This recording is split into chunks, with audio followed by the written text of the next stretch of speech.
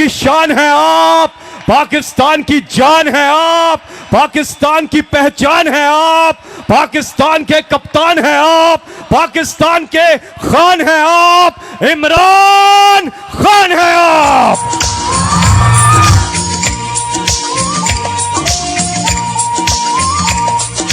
मैं भी पाकिस्तान हूँ, तू भी पाकिस्तान है। मैं भी पाकिस्तान हूँ, तू भी पाकिस्तान है। तू तो मेरी जान है, तू तो मेरी आन है, तू मेरा ईमान है। बिस्मिल्लाहिर्रहमानिर्रहीम।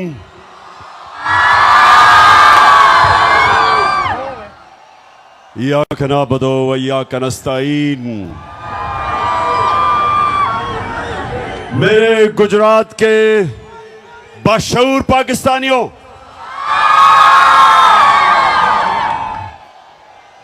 मैं अभी बैठा सबको देख रहा था और मैंने ये देखा कि हर बात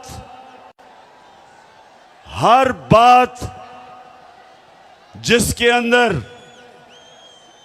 कोई सियासी शऊर होना होता था, एकदम मेरे सारे नौजवान और मेरी बहनें एकदम उसके ऊपर रिएक्ट करती थी। माशाल्लाह माशाल्लाह। और आज 8 साल के बाद इसी स्टेडियम में मैं आया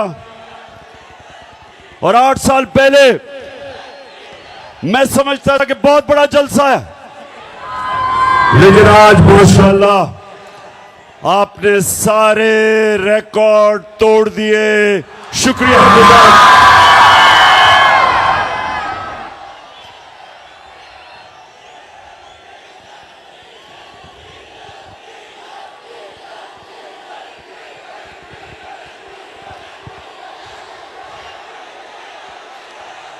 जी, मैं अभी महंगाई के ऊपर आने लगा हूं। डीजल की कीमतें मुझे पता है कि कहां से कहां गई। जब हमारी हुकूमत को साजिश के तहत हटाया गया तो 150 रुपया लीटर पे पेट्रोल था और 145 रुपए पे 1 लीटर फजल रहमान था।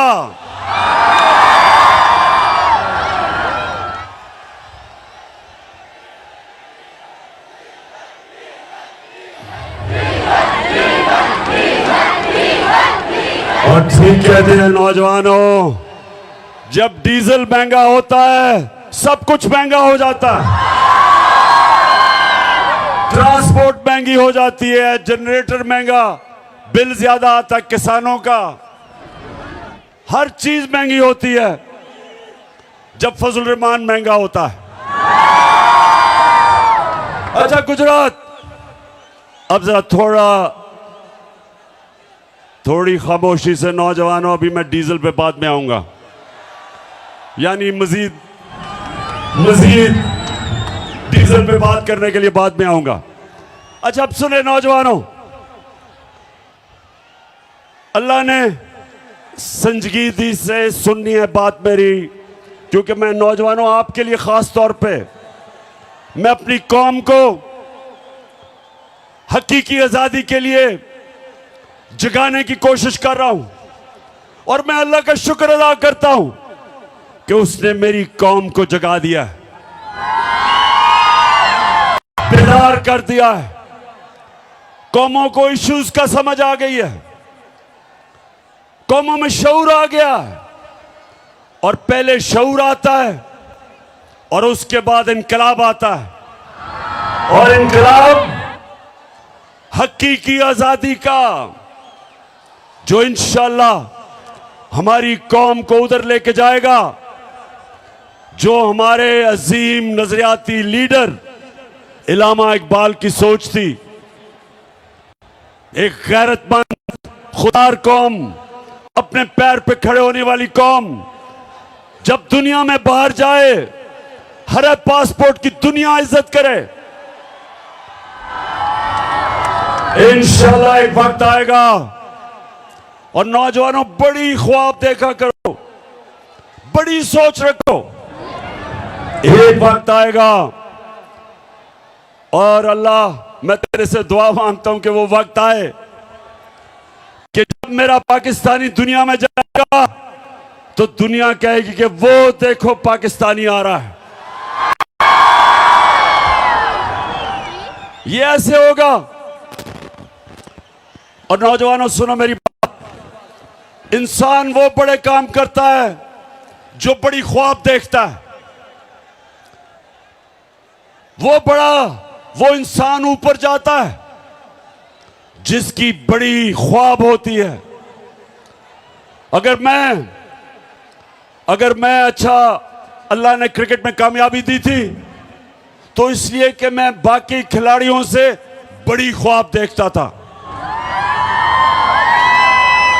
मैं कभी मेरी ख्वाब रुकती कहीं नहीं थी कि पहले मैं कहता था मैं पाकिस्तान के लिए खेलूंगा, फिर मैंने कहा मैं पाकिस्तान का सबसे बेहतरीन खिलाड़ी बनूंगा, फिर मैंने कहा मैं दुनिया का सबसे बेहतरीन ऑलराउंडर बनूंगा, और फिर मैंने कहा अपने आप से कि मैं अपनी टीम को वर्ल्ड कप जिताऊंगा। ये होती है ख्वाब। तो मेरे नौजवानों, आप में से बड़े काम वो करेगा जो बड़ी ख्वाब देखेगा। और मैं पाकिस्तान की ख्वाब आपको बता रहा हूं कि अल्लाह ने हमें सब कुछ दिया है। मेरे मौला ने इस मुल्क को 12 मौसम दिए हैं। 12 मौसम है पाकिस्तान में, हम कुछ भी उगा सकते हैं। अल्लाह ने हर किस्म की नेमत दी, ज़रख़ेज़ जमीन दी, टैलेंटेड नौजवान दिए। वो पाकिस्तानी जो बाहर जाते हैं और बड़े बड़े काम करते हैं, जब मौका मिलता है मेरे नौजवानों को, ये सारी दुनिया में शाइन करते हैं, ऊपर जाते हैं। तो जो नौजवानों, मैं आपको आज बात बताना चाहता हूं जिसकी वजह से मैं अपनी सारी कौम के पास जा रहा हूं, अपने नौजवानों को जगा रहा हूं कि जब तक एक कौम हकीकी तौर पे आजाद नहीं होती, उसकी परवाज ऊपर नहीं जाती। गुलाम ऊपर नहीं जा सकते। गुलाम सिर्फ अच्छे गुलाम बन सकते हैं, सिर्फ आजाद इंसान इलामा इकबाल के शाहीन बन सकते हैं, सिर्फ वो ऊपर परवाज कर सकते हैं। कायदे आजम एक गुलाम हिंदुस्तान में एक आजाद लीडर था। मुखालिफ भी कायदे आजम को इज्जत से देखते थे, खुददार थे, गैरतमंद इंसान था। लोग इज्जत आपकी तब करेंगे, नौजवानों ये सुन लो मेरी बात, जितना मर्जी पैसा कमा लो आपको इज्जत नहीं मिलेगी। इज्जत तब मिलेगी जब आप पहले अपनी इज्जत खुद करेंगे। अगर दुनिया से इज्जत करवानी है, पहले अपनी इज्जत को खुद करो। और जो कौमें अपने लोगों की इज्जत नहीं करती, अपने लोगों को भेड़ बकरियों की तरह रखती हैं, लोगों पे जुल्म करती हैं, लोगों को इंसान नहीं समझती, उस कौम की कोई इज्जत नहीं करता। इसलिए मेरे पाकिस्तान के नौजवानों, हमने सबसे पहले अपनी कौम को हकीकी तौर पे आजाद करना है। हमने अपने लोगों को हकूक देने हैं, इंसाफ देने हैं, और इंसाफ दे के लोगों को आजाद करना है, क्योंकि इंसाफ इंसानों को आजाद करता है। तो मैं सबसे पहले जो मैं नौजवानों जरा गौर से सुने कि क्यों हमारे हरे पासपोर्ट की इज्जत नहीं होती। क्योंकि हम अपनी इज्जत नहीं करते। और अगर आपने देखना है कि हमारी इज्जत क्यों नहीं होती, तो चेरी ब्लॉसम शहबाज शरीफ को जरा यहां मुलाहिजा फरमाए। जरा देखें कि जब मुल्क का सरबराह ऐसी बातें करता है तो उस कौम की कौन इज्जत करेगा। मैं सऊदी अरब से होके आया हूँ, मैं यूएई के होके, अभी मैं तुर्की होके आया हूँ, और मैंने उन भाइयों को कहा कि आप हमारे बड़े अजीम भाई हैं, हमेशा आपने हमारी मदद की।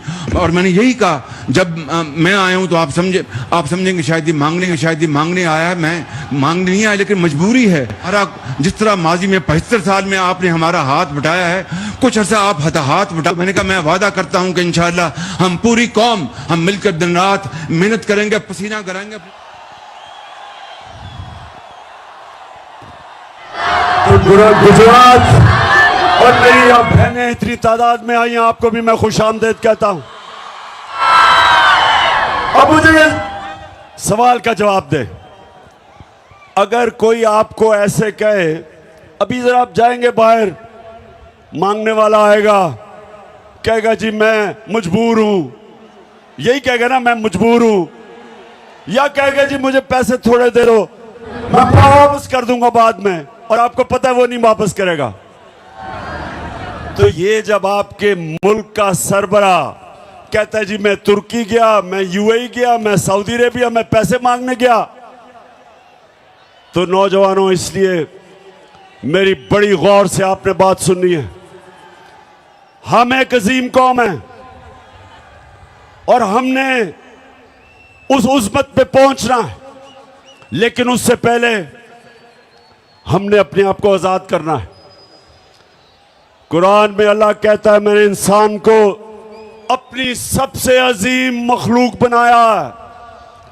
फरिश्तों को कहा कि इंसान के सामने झुको, और जब शैतान जो अल्लाह की सबसे ज्यादा इबादत करता था, जब शैतान ने कहा कि नहीं मैं तो आग का बना हुआ हूं, ये तो मिट्टी का बना हुआ, मैं नहीं झुकता, तो अल्लाह ने शैतान को कहा कि तुम्हें भी नहीं पता, फरिश्तों को भी नहीं पता कि मैंने इंसान में कितनी सलाहियत पैदा की है।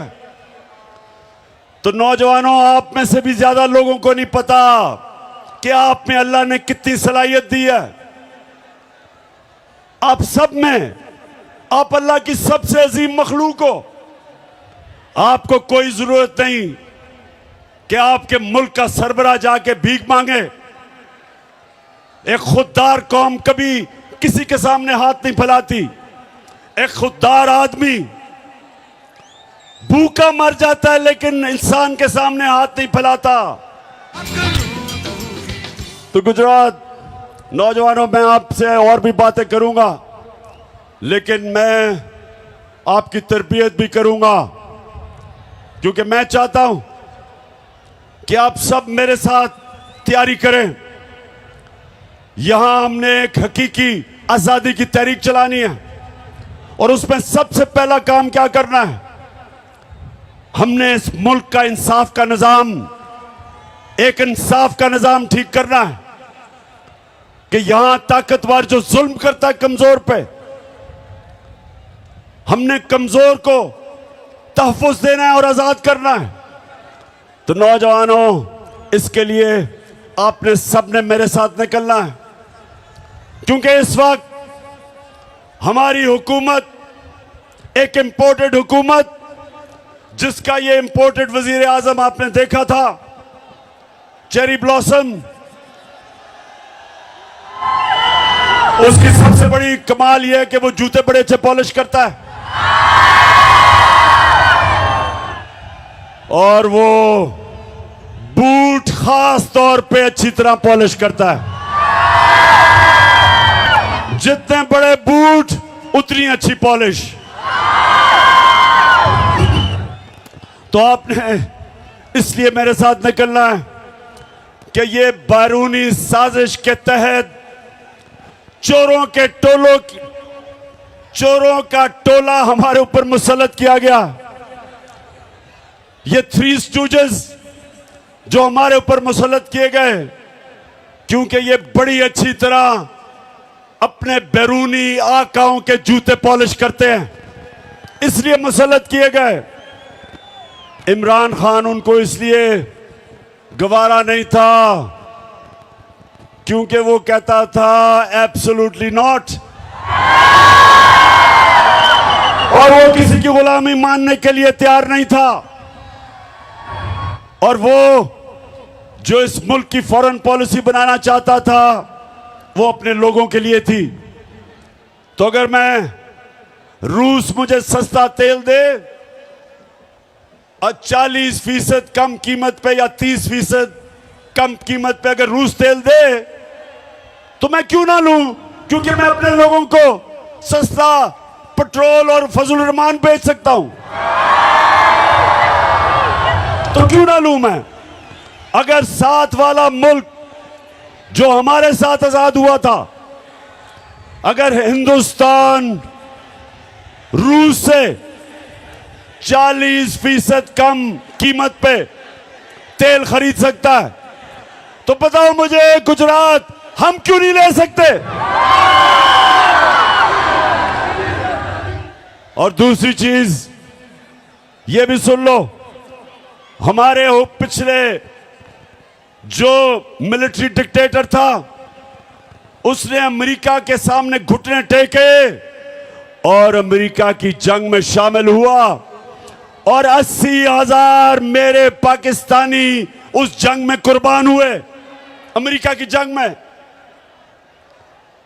और जब मैं कहता हूं कि अमेरिका हम तुम्हारे साथ अमन में शामिल हैं लेकिन किसी जंग में हम तुम्हारे साथ नहीं शामिल, तो मैं अपने लोगों का सोचता हूं। लेकिन जो लोग इन्होंने मुसल्लत किए, जो ऑर्डर मिलेगा उधर से ये वो करेंगे। ना ये रूस से सस्ता तेल लेंगे क्योंकि अमेरिका नाराज हो जाएगा, और ना ही मुझे खौफ है कि ये रोकेंगे कि हमारा मुल्क इस्तेमाल होगा किसी की जंग में और हमें नुकसान पहुंचाएंगे। तो गुजरात, पहले हाथ खड़ा करके बताओ कि क्या आप मेरे साथ इसमें शामिल हो।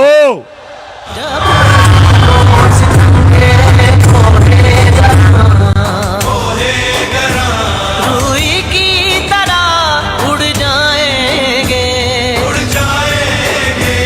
हम महकूमों के पांव तले, ये धरती धड़ धड़ धड़केगी और अहले हुक्म के सहरुख पे जब बिजली कड़कड़ कड़केगी हम देखेंगे। तो गुजरात जब से ये आए हैं, याद होगा आपको कि मेरी हुकूमत के खिलाफ इन्होंने सब प्रोपेगेंडा किया और इनके साथ वो मिले हुए थे। गुजरात, इनके साथ वो लिफाफा वाले साहब मिले हुए थे, लिफाफी मिले हुए थे, पैसे लेके जमीर बेचने वाले, और वो मीडिया हाउस जो हमेशा पैसे की बुत की पूजा करता है। और आप सबको पता है वो कौन सा मीडिया हाउस है। हाँ, फिर से ऊंची ऊंची जरा। जी जी, माशाल्लाह, शऊर रखने वाली मेरी कौम है। अब तो बच्चा बच्चा मेरा शऊर बेदार हो चुका। और आज हम मुबारक देते हैं ARY को, और हम खास तौर पे इस्लामाबाद हाई कोर्ट का, हम सारी कौम अप्रिशिएट करती है इस्लामाबाद हाई कोर्ट को कि उन्होंने आज़ादी राय के ऊपर, आज़ादी सहाफत के लिए स्टैंड लिया। और ये जो गवर्नमेंट है, ये जो लोगों को मीडिया के ऊपर जुल्म, कंट्रोल, अच्छे अच्छे सहाफियों के ऊपर जुल्म, अरशद शरीफ जैसा एक मुहिब्बे वतन पाकिस्तानी वो मुल्क से बाहर गया हुआ है, साबिर शाकिर मुल्क से बाहर है। इस हुकूमत के दहशतगर्दी की वजह से एयाज मीर जैसा दानिश्वर, समी इब्राहिम, उनको इन्होंने मारने की कोशिश की, और इमरान रियाज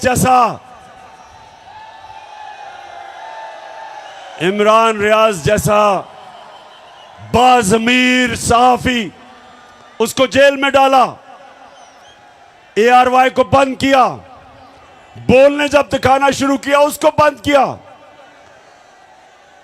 तो मैं इस्लामाबाद हाई कोर्ट आपको ये कौम सलाम करती है। वैसे मैं नौजवानों में यहाँ ये एक और भी आपसे बात करा चलूं, क्योंकि मेरा केस लगा हुआ है। मैं पहले ये सबसे सारी कौम के लिए, अभी मैंने आपको एक दो और वीडियोस बड़ी मजेदार दिखानी है, जरा थोड़ा सब्र करें जरा। तो ये 26 साल पहले मैंने जब सियासत शुरू की, नाम था उसका इंसाफ की तहरीक, और हमने 26 साल पहले कहा कि पाकिस्तान की अदलिया आजाद होनी चाहिए, आजाद होगी तो लोगों के हकूक की हिफाजत करेगी। 26 साल पहले मैंने ये कहा। उसके बाद जब आजाद अदलिया की तहरीक चली तो मैं वाहिद पॉलिटिकल लीडर था जिसको जनरल मुशर्रफ ने जेल में डाला आजाद अदलिया की तहरीक में, और हमारी जमात वो थी। 2008 का इलेक्शन हमने बॉयकॉट किया आजाद अदलिया के लिए, और मैंने हमेशा अपनी अदलिया को मजबूत करने की कोशिश की, और मैं हमेशा उनकी इज्जत की है।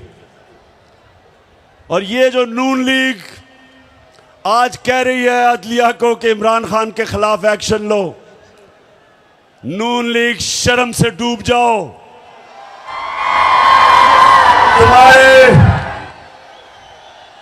तुम्हारे नवाज शरीफ ने डंडों से सुप्रीम कोर्ट के ऊपर हमला किया था, और चीफ जस्टिस सजाद अली शाह, एक ऑनरेबल चीफ जस्टिस को आपने ब्रीफ केस चला के रिश्वत जजेस को दे के एक ऑनरेबल चीफ जस्टिस को हटाया था। कभी मेरे से ये ना कभी कहना कि इमरान खान के ऊपर कंटेम्प्ट लगाओ, ये नून लीग वाले, तुम तो अपना मुंह बंद करो, कभी ऐसी बात ना करना। जस्टिस कयूम को टेलीफोन कर रहे हैं कि जज साहब वो बेनजीर को 3 साल नहीं 5 साल की सजा दो। कभी इमरान खान ने ऐसी चीजें नहीं की, और इंशाअल्लाह हमेशा हम इस पाकिस्तान की अदलिया को मजबूत करेंगे, क्योंकि जब तक आपकी अदलिया मजबूत नहीं होगी, मेरे पाकिस्तानियों, आपके हकूक को और कौन हिफाजत करेगा जुल्म से और ताकतवर से। अच्छा, अब मैं जरा नौजवानों आपको एक वीडियो दिखाने लगा हूं, उससे पहले मैं बताऊं वो क्या है। जब हम इक्तदार में थे तो सबसे ज्यादा शोर मचा था कि जी बड़ी महंगाई हो गई पाकिस्तान में। वो बिलावल भुट्टो, पता नहीं वो जरदारी है या भुट्टो है, उसने डराने के लिए एक मार्च, महंगाई मार्च की, और यहां आके इस्लामाबाद कहता कि इमरान खान की कांपें टांगेंगी। वैसे बिलावल, खुदा के वास्ते 14 साल में उर्दू तो सीख लो। पाकिस्तान है ये मेरा पाकिस्तान है, तेरा पाकिस्तान है ये मेरा पाकिस्तान है। इस पे दिल कुर्बान, इस पे जान भी कुर्बान है, वो इस पे दिल कुर्बान, इस पे... अच्छा, और दूसरी तरफ नून लीग के शहबाज शरीफ और इनके वजीर हर दूसरे दिन कहें जी IMF के गुलाम बन गए हो आप, IMF के कहने पे महंगाई कर रहे हो। IMF आईएमएफ को तुमने पाकिस्तान को बेच दिया। ये हर रोज हमें सुनना पड़ता था इनसे। जरा ये शहबाज शरीफ को सुनाए, ये इक्तदार से पहले क्या कह रहा था आईएमएफ के ऊपर, सुने जरा। ये आईएमएफ के मिन्नते तरले कर रहे हैं और उनके साथ ऐसी शराइत हम एक्सेप्ट कर रहे हैं जिससे कि पाकिस्तान की खुद मुख्तारी और आजादी पर बहुत बड़ा धचका लगेगा। हम खुद इकट्ठे करते हैं, सूबों के साथ बात करें। 180 अरब रुपए जमा करना कोई मुश्किल काम नहीं, लेकिन ये $1 अरब के लिए आईएमएफ के आगे ढेर हो गए हैं। ये सिक्योरिटी रिस्क बन चुके हैं। ये जो इनका आईएमएफ डील है ये गैर कानूनी है। हम आज भी इसको नहीं मानते हैं। हम मुतालबा करते हैं कि आईएमएफ डील से निकलो, इस अवाम दुश्मन आईएमएफ डील से बाहर आए। इस मुल्क का अहम बिल है, आप बेशक बुलडोज कर लें, ये कल वापस होगा। ये भी इमरान नियाजी ने स्टेट बैंक दिया आईएमएफ को, कायदे आजम ने आजादी दी, इमरान नियाजी ने आईएमएफ का गुलाम बना दिया। सब गद्दार हो, वतन बेच रहे हो, स्टेट बैंक बेच रहे हो, खुद मुख्तारी बेच रहे हो। बात की है राया साहब ने, ये मनी बिल जो आ रहा है और स्टेट बैंक का जो बिल आ रहा है, ये हम अपनी फाइनेंशियल सॉवरेनिटी, अपनी जो खुद मुख्तारी है सरेंडर कर रहे हैं, which is much worse than what happened on 16 दिसंबर 1970। जनाबे वाला, यहां पे स्टेट बैंक जो है वो आईएमएफ की लोकल ब्रांच बन चुका है। हमारे यहां पे स्टेट बैंक के गवर्नर के रूप में वायसराय आ चुका हुआ है। हम इस वक्त एक फाइनेंशियल कॉलोनी बन चुके हुए हैं मालियाती अदारों। अच्छा, अब ये सुने, मैं तो वैसे नौजवानों, आप भी जैसे जैसे आपकी उम्र होती रहेगी, आप अप्रिशिएट करेंगे कि अल्लाह वाकई अल हक है, सच का खुदा है। उसका वादा है कि सच तो थोड़ी देर नहीं, सच ने सामने आना है, क्योंकि वो अल्लाह अल हक है। तो इन्होंने ये बातें की कि जी आईएमएफ का गुलाम है, पाकिस्तान तबाह हो गया। और जब से अब ये आए, अब ये पता क्या कह रहे हैं, जब शौकत तरीन ने कहा कि जनाब सूबों कैसे पैसे इकट्ठे करेंगे आपके लिए, क्योंकि सैलाब आ गया है, सैलाब के अंदर अरबों रुपए की तबाही हुई है। तो शौकत तरीन ने कहा कि आप ये कैसे, हम कैसे सूबे पैसे इकट्ठे करेंगे जब इतनी तबाही आई है। तो यही नून लीग ने कहा कि इनके ऊपर तौहीन आईएमएफ लगाना चाहिए। इनको गद्दार बना दिया कि इनकी जुर्रत कि ये आईएमएफ की बातें नहीं मान रहे।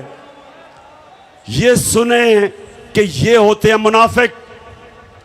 जब इक्तदार से पहले थे तो तब आईएमएफ बहुत बुरा था, और हम वो जमात थे जो कीमतें नीचे रख के बैठे हुए थे, जबकि हम भी आईएमएफ के प्रोग्राम में थे। फिर से मैं आपको याद करा दूं, हमारे दौर में जब हमारी गवर्नमेंट थी तो पेट्रोल था 150 रुपए लीटर और डीजल था 145 रुपए लीटर। और आज ये कहते हैं कि आईएमएफ का हुक्म आया है। आईएमएफ का हुक्म पे आज डीजल पेट्रोल चला गया 236 रुपए लीटर, 80 रुपए लीटर बढ़ा है 4 महीनों में। और जो डीजल है वो 100 रुपया बढ़ा। तो मैं सवाल पूछता हूं कि जब हम इनसे पूछते हैं कि जी क्यों इतना आपने तेल क्यों इतना बढ़ाया, तो कहते आईएमएफ का हुक्म है। हम भी आईएमएफ के प्रोग्राम में थे, हमने महंगाई ऐसे नहीं आने दी। हमारे दौर में, नौजवानों ये जरा सुनो, सेंसिटिव प्राइस इंडेक्स होता है जो आम लोगों के इस्तेमाल करने की चीजें। तो हमारे दौर में जो महंगाई थी, आलमी महंगाई थी, एसपीआई हमारे दौर में 17 से 18% था। आज कितना बताओ? कितना है आज? 45%, 3 गुना ज्यादा। 4 महीने में क्या हुआ कि 45% पे महंगाई पहुंच गई। हमारे दौर में तेल आलमी मार्केट के अंदर $103 और $110 में था।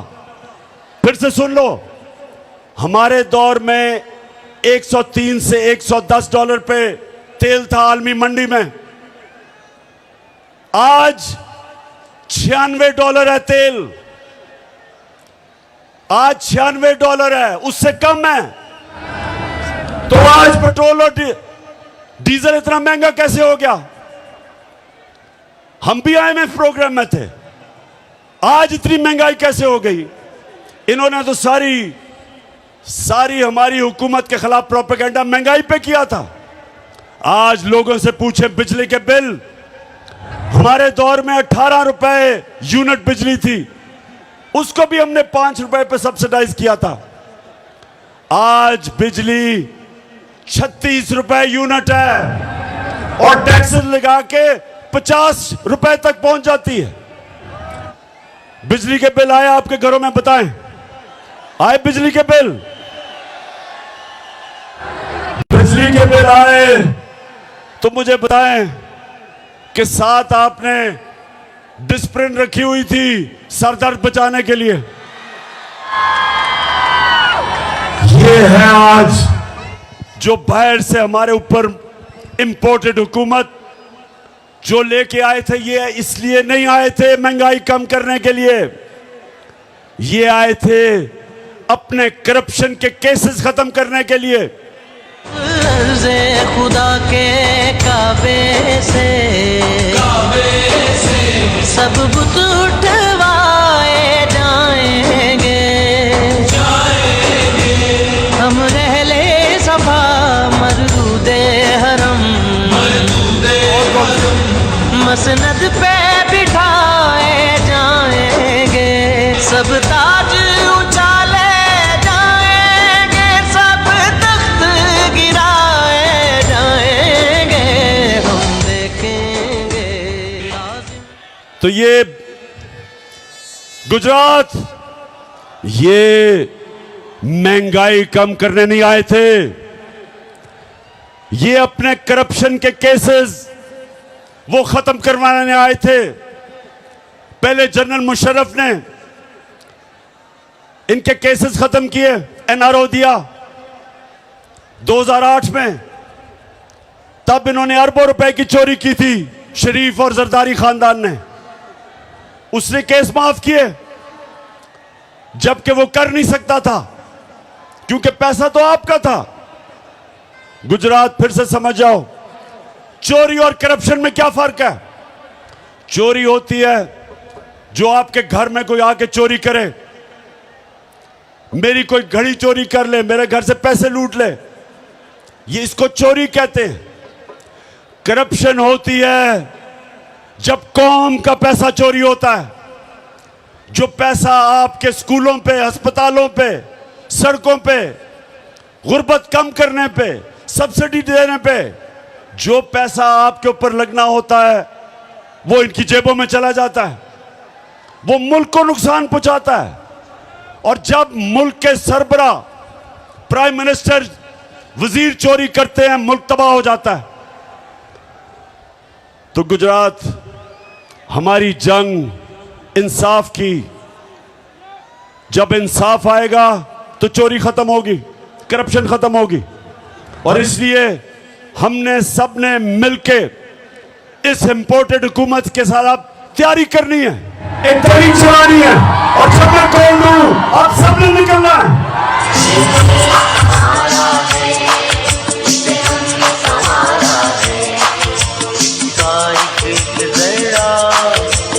जान से प्यारा है, इसका एक जरा हमें जान से प्यारा है। ये देश, ये देश, ये देश हमारा है, ये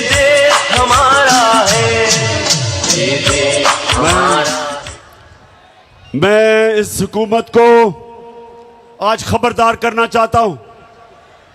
ये जो आप हरबे इस्तेमाल कर रहे हैं, ये जो आप जुल्म कर रहे हैं, ये जो आपने शहबाज गिल के ऊपर तशद्दुद किया, जेल में उसको डाल के, उसको नंगा करके जो उसके ऊपर आपने तशद्दुद किया, मैं आज आपको खबरदार करना चाहता हूं कि जिस तरह आपने जमील फारूकी एक सहाफी को, उसको जेल में बंद करके उसको भी नंगा किया, तशद्दुद किया, और खास तौर पे हमारे सिंध के ऑपोजिशन लीडर हलीम आदिल शेख, उसको एक केस से निकलता है दूसरे में डाल देते हैं। 27 FIR सिंध के ऑपोजिशन लीडर के ऊपर की हुई हैं, उसको जेल पे उस पे तशद्दुद किया। तो मैं इसके अलावा जो आपने सहाफियों से किया, मैं आज आपको वाज़े तरीके से खबरदार करना चाहता हूं कि हमारा जो इंसाफ का, जो हमारी इंसाफ की जो तहरीक है, अगर इसी तरह आप करते रहे, वो इस्लामाबाद की तरफ आएगी और आप सबको छुपने की जगह नहीं मिलेगी।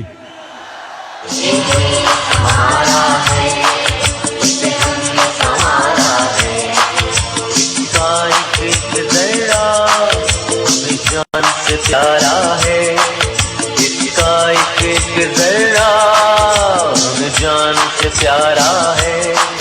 ये देश, ये देश, ये देश हमारा है।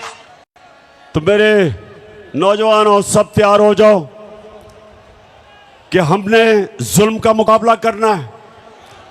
ये जितना हमारे ऊपर, मेरे कारकुनों पे जितनी FIRs काटेंगे, मेरे ऊपर मुझे दहशतगर्द बना दिया, दहशतगर्द की FIR काट दी कि मैंने सिर्फ ये कहा कि जो शहबाज गिल के ऊपर तशद्दुद हुआ, जिन लोगों ने किया, उनके खिलाफ कानूनी कार्रवाई करेंगे।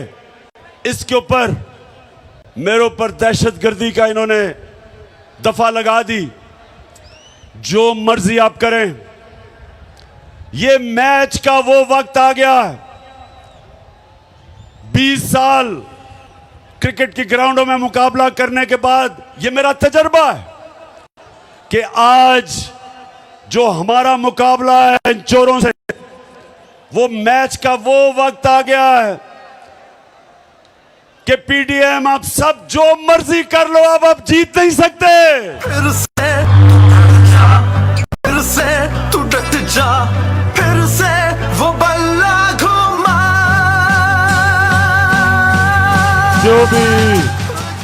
जो भी कर लो, बाहर बैठे हुए अपने जो आका हैं, उनके घुटने घोड़े बिचते भी दबाओ, जितनी मर्जी उनकी खिदमत करो।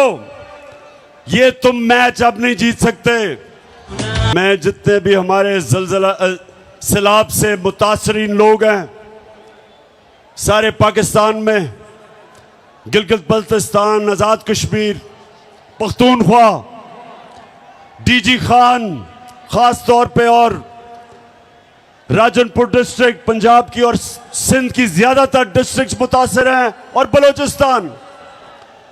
मैं इंशाअल्लाह अपनी सारी पार्टी को भी, अपनी कौम को इकट्ठा करूंगा, पैसे जमा करूंगा, और माशाअल्लाह चीफ मिनिस्टर का जो रिलीफ फंड था उसमें 5.5 अरब रुपया आया, लेकिन इससे बहुत ज्यादा आना था क्योंकि लोग पहुंच ही नहीं सके, लोग टेलीफोन कॉल नहीं कर सके। तो इंशाल्लाह अभी हम तैयारी कर रहे हैं, हम देख रहे हैं कि किधर किधर लोगों को जरूरत है, और उसके बाद मैं मजीद और पैसा इकट्ठा करूंगा अपनी कौम से, और इंशाल्लाह अपने सैलाब के मुतासरीन को ये मैं यकीन दिलाता हूं कि सारी कौम आपके साथ खड़ी है। मैं चीफ मिनिस्टर साहब आपको और मून साहब को, आप दोनों को इस जबरदस्त जलसे पे जो आपने इंतजामात किए खराज तहसीन पेश करता हूं। मैं अपनी पार्टी भी तहरीक इंसाफ के मेरे सारे लोग जो आज यहां आए हुए हैं बड़ी तादाद में, मैं आज आपका भी शुक्रिया अदा करता हूं कि इतना जबरदस्त आज गुजरात के अंदर जलसा किया। मैं आप सबका, अपनी बहनों का आज शुक्रिया अदा करता हूं और नौजवानों खास तौर पे, क्योंकि आप हैं मेरी टीम जिसने पाकिस्तान को मैच जिताना है।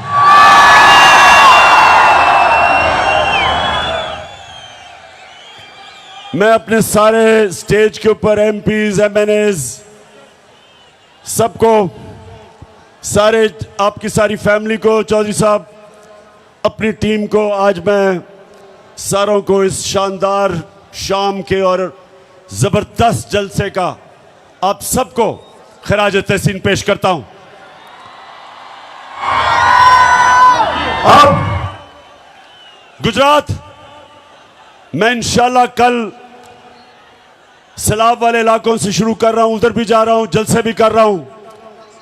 अपने जो मुतासरीन हैं सैलाब के, उनके पास भी जा रहा हूं। अपनी कौम को हकीकी आजादी की तहरीक के लिए भी तैयार कर रहा हूं।